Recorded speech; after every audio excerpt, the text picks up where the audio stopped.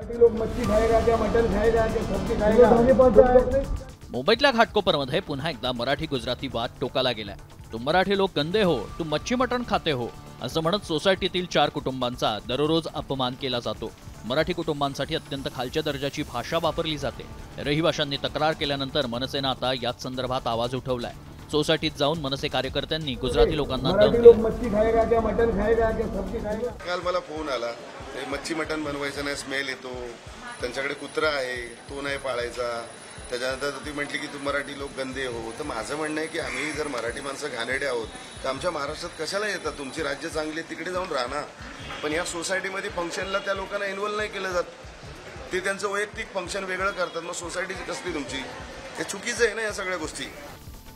यापूर्वी मुंबईत परप्रांतीयांनी मराठी भाषेचा वापर न केल्यानं अनेकदा वाद निर्माण झाले। मात्र आता हा वाद थेट खाण्यापिण्यापर्यंत पोहोचलाय।